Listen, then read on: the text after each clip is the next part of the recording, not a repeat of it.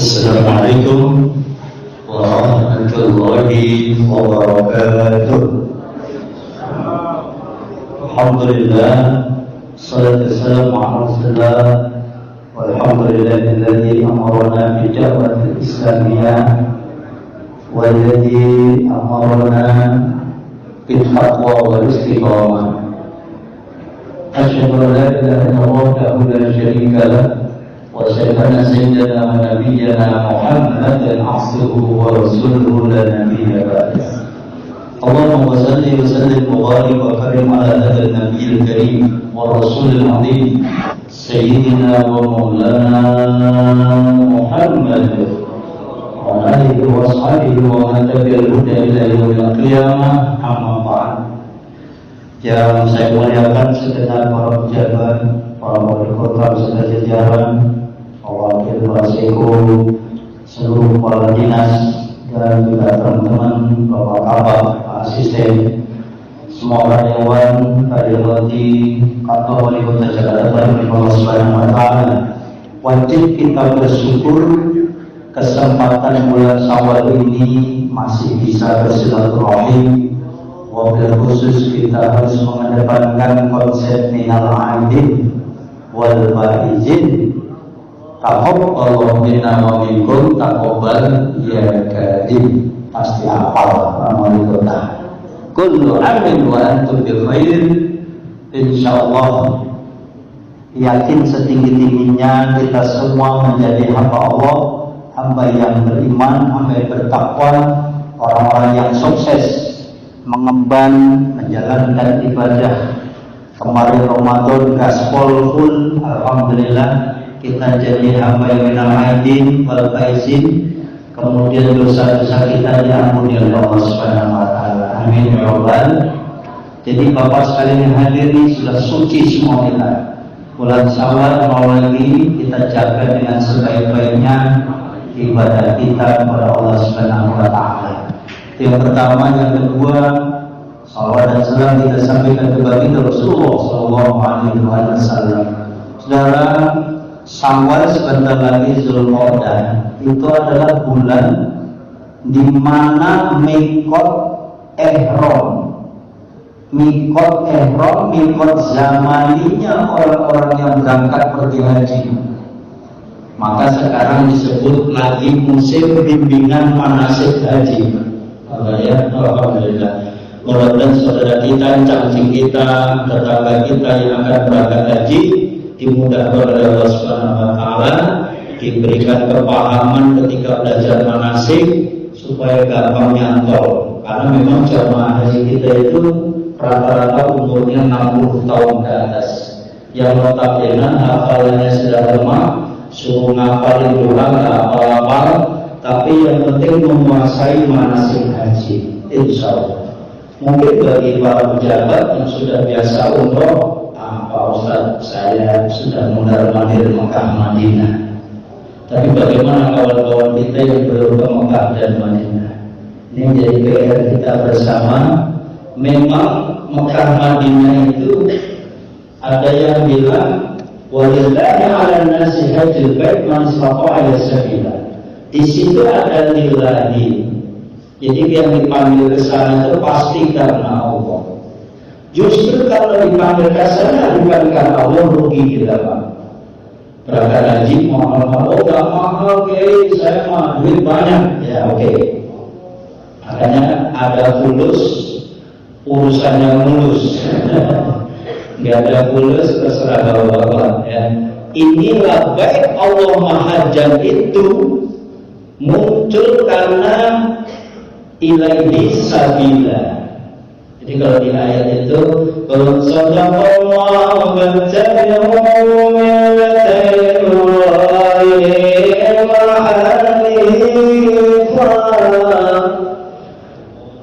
wa ma kana minal musyrikin.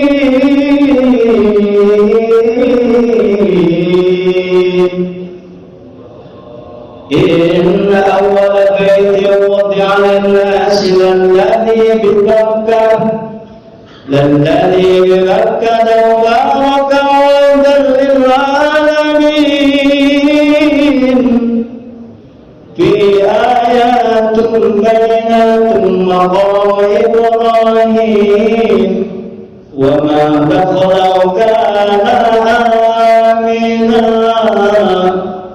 Baru ini Pak ayat yang menjelaskan tentang ibadah itu. Walillahi 'alan nasi hajjul baiti man istata'a ilaihi sabila. Bapak-bapak duit banyak, ATM banyak, penuh, tapi kalau belum terpanggil hatinya, hidayahnya Pak, nggak mau pergi haji. Berarti belum punya ilmu tentang haji. Orang-orang yang ingin bersedekah banyak, duitnya banyak, tapi nggak mau sedekah, belum punya ilmu tentang sedekah. Orang-orang yang kurang memperdulikan sosial kepentingan masyarakat, dia belum punya ilmu tentang kemasyarakatan. Orang-orang yang nggak pernah bangun malam, dia mulai tahajud, kaskol, puasa sunnah, karena nggak ngerti hebatnya bangun malam. Karena saya dikasih judul sama panitia ini, hebatnya menuntut ilmu. Apa fadilah menuntut ilmu dan kenapa menuntut ilmu? Terutama ilmu tentang akhirat saudara. Nah ini bapak usia-usia saya kayak gini ini bukan terlambat.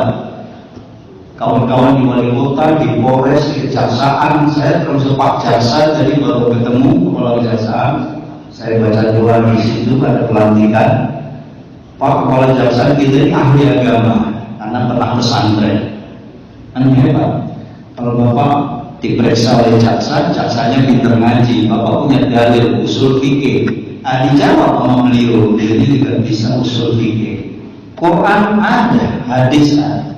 Teman-teman di wali kota juga sama. Wah, saya nggak bisa dikibolin, kiai.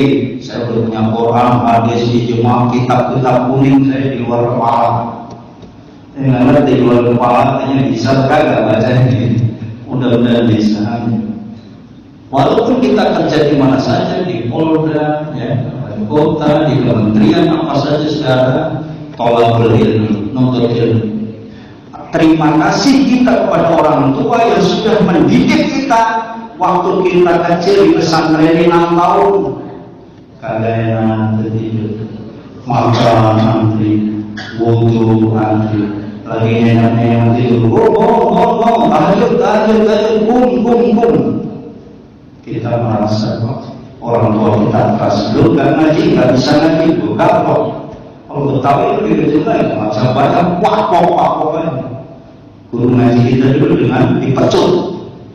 Kalau bahasa Jawa Timur itu dipecut kalau disampul di tanganmu kayak mau cokrokan.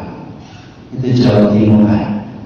Nah saudara, era sekarang tidak seperti itu. Tidak boleh di dunia pendidikan main sampluk, main pukul, main tendang, baik itu guru, ustadz, kiai, termasuk santri. Murid tidak boleh juga nendang nama gurunya. Ini namanya murid yang somong alias adab, bocah nggak punya sopan santun, kurang ajar. Nah ini tugas para pendidik, bukan hanya tugas sudin dinas pendidikan saja, bukan tugas madrasah pendidikan agama Kementerian Agama, tugas kita semua mengawasi sekolah biar mengedepankan etik moral. Bagaimana anak-anak pun moral, karena al-adabu fawqal ilmi.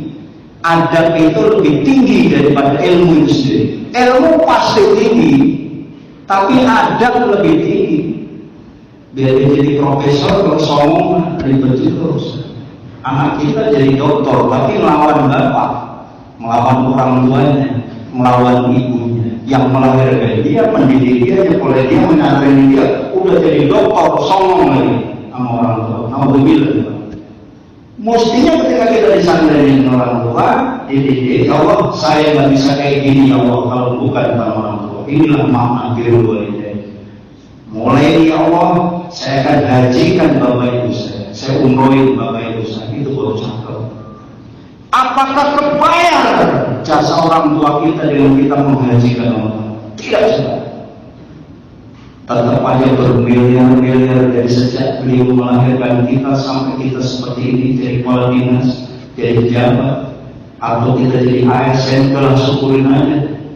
Kan nggak harus jadi pejabat juga. Allah memberikan rezeki tidak harus jadi pejabat. Kita setap pun rezekinya ada. Pegawai level apapun rezekinya ada. Ngurus masjid, ma'isya'un, pondok pesantren. Nahnu narzuquhum wa iyyakum. Saya yang ngasih rezeki kepada mereka itu. Andaikan rezeki itu yang terbaik ASN, saudara, tentu semua manusia pengen jadi ASN, kan tidak? Hanya jadi ulama, teknokrat, birokrat, politisi, pedagang, pengusaha. Jadi ada Utsman bin Affan-nya, umat Islamnya harus ada Utsman bin Affan. Karenanya judul yang diberikan panitia bagus nih, keutamaan bagi orang yang belajar ilmu agama. Bukan belajar umum saja. Ustaz, saya sudah sarjana S3, tapi sarjana ekonomi. S2-nya MM, S3-nya ambil magister apa. Jadi dia sudah usia. Agamanya belum ada. Karena tidak terlambat bagi seorang doktor ngaji.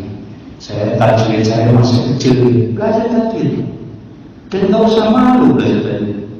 Usia sudah tua, oke, saya malu kalau belajarin masjid. Jangan undang guru ngaji ke rumah, privat. Enggak salah, termasuk kita belajar sholat, belajar Quran, belajar tafsir lagi, dan itu hikmahnya luar biasa. Saya baca dalam kitab Ihya Ulumuddin menurut Imam Ghazali ada minimal 3 kehebatan kalau kita belajar ilmu agama. Kata beliau, ilmu itu dapat menjaga diri, ilmu agama. Kita mau pelanggaran syariat itu di jalanan, ya Allah ini nggak boleh. Saya mau berbuat salah nggak boleh. Saya mau bohong nggak boleh. Nipu orang nggak boleh. Kan ada ayat hadisnya.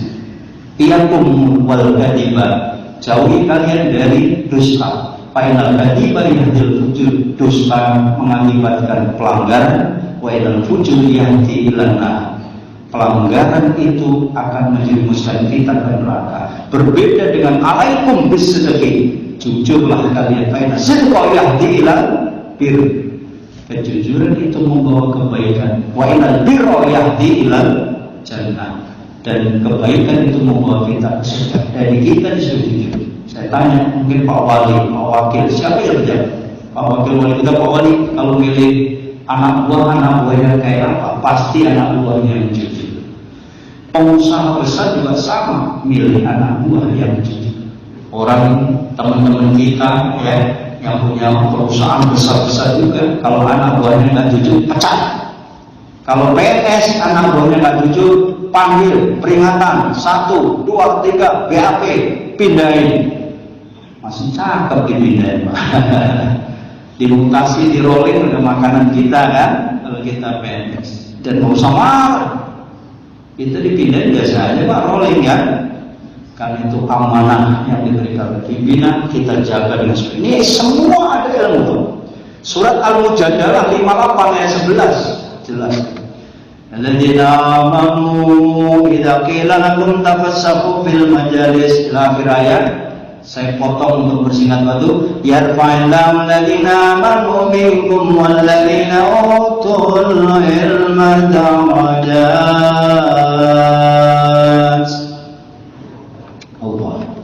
Allah akan mengangkat derajat orang-orang yang beriman. Nomor 1, the bestnya beriman. Baru yang kedua, orang yang punya ilmu. Maka kita melihat bangsa negara ini tenang aja, Pak. Tidak semua orang bisa menduduki posisi itu. Memang ada garis tangan masing-masing, tapi standar minimal dia punya ilmunya. Ya, orang jadi presiden, jadi menteri, jadi apa? Memang sudah dikasih kekuatan ilmu oleh Allah, Pak. Semua ada ilmu. Jadi menteri ada ilmu, jadi Kapolres ada ilmu, jadi Pak Wali, jadi camat aja ada ilmu. Ada yang udah punya ilmunya tinggi, dokter, profesor, pengen jadi eselon 1, nggak bisa-bisa. Nah ini connecting antara ilmu, nasib, takdir, garis tangannya yang berbeda. Karena semua jangan salah, Bapak udah hafal ceritanya tiap hari. Kalau manikal mulki tu'til mulka man tasya wa tanzil mulka mimman tasya wa tu'izzu man tasha wa tudhillu man tasha bi yadikal khair innaka 'ala kulli syai'in qadir. Apalagi itu wirid ini Pak. Ya Allah, Pak Wali Kota kok belum ngangkat saya jadi lurah. Ya baca wirid silahkan aja kuat-kuatan wirid. Jangan kedukun Pak. Baca doa Pak Wali biar bayar saya, Pak Gubernur biar bayar saya. Wirid kita ini minta ke Allah. Kalau memang Allah menentukan malikal mulki tuktil mulkanya mantasa, Bapak kepilih jadi. Demikian juga sekalipun kadang-kadang teman pimpinan merekomendasikan kita, kalau Allah belum memberikan kepastian bahwa kita akan jadi, ya tidak akan jadi. Rezeki sesuap nasi sudah di atas piring, lauk ada sambal, ada sayur, jengkol semua ada. Bapak mau nyendok, kalau Allah punya mau das, sendoknya boleh, nggak jadi makan. Itulah muhasabah di kehidupan kita pada Bang. Karena kita tetap bersyukur, ini Syawal, bulan peningkatan, tetap gaspol ibadah. Memang gaspolnya beda dengan Ramadan, Pak. Kita nggak munafik. Kalau Ramadan kita memang tetap mau ngapain lagi, saya puasa, makan kagak, apa kagak, ya baca Quran lah. Itu Ramadan. Karena sekarang Ramadan memang agak beda-beda tipis, tapi bukan berarti melemahkan ibadah. Tetap dijaga bangun malamnya. Qurannya ini dibuka Quran, jangan ditinggal. Khutbah Quran, Ramadan udah bubar ini gak ada urusan dengan Quran. Salah. Tetap ditandain. Dulu Pak Ustaz saya bacanya dikit doang gak apa. Besok 2 lembar, besok setengah lembar, besok 5 ayat. Daripada kagak sama sekali, tetap dibuka Pak. Ya Allah berkailah Quran. Ya Allah sampaikanlah saya melalui Quran. Ya Allah mudahkan rezeki saya untuk membayar utang ya Allah melalui syafaatnya. Kenapa tidak? Berdoa dengan meminta syafaat-syafaat Al-Quran, syafaat wali Allah, syafaat ulama, syafaat habaib, para kiai. Itulah kawan-kawan kita, teman-teman di wali kota pasti berziarah wali songo, yo makam-makam keramat.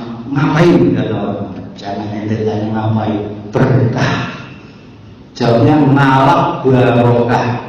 Apa yang ngalap barokah? Nah barokah itu ziyadatul khair, tambah kebaikan kita, tambah tenang, tambah bahagia, tambah rezeki. Tapi nggak tambah istrinya. Nggak usah, itu nggak barokah juga. Yang mau nambah istri silahkan. Tapi barokah ini maknanya kebaikan. Kebaikan untuk diri kita, anak-anak kita, lingkungan kita, bangsa dan negara kita.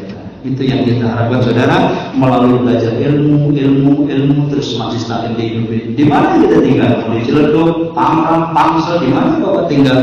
Hidupkan majlis taklim, undang guru ngaji, undang ahlinya, Bapak ikut ngaji di sini. Dan kalau saya sudah ngomong seperti ini, berarti saya sudah melakukan. Saya punya majlis, kita juga perlu majlis koreko, majlis zikir, bukan hanya majlis baca kitab saja. Karena dengan zikir kekuatan hati kita menjadi enak, tenang, gak ada yang takuti. Ya Allah, kalau terjadi, terjadilah. Kalau mau selesai, selesailah. Saya pasrahkan Allah, enak Allah. Nggak terlalu takut-takut amat urusan dunia. Ada Allah yang akan melindungi kita.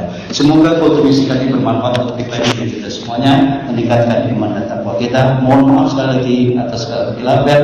Terima kasih atas segala perhatian. Wallahualam. Assalamualaikum warahmatullahi wabarakatuh.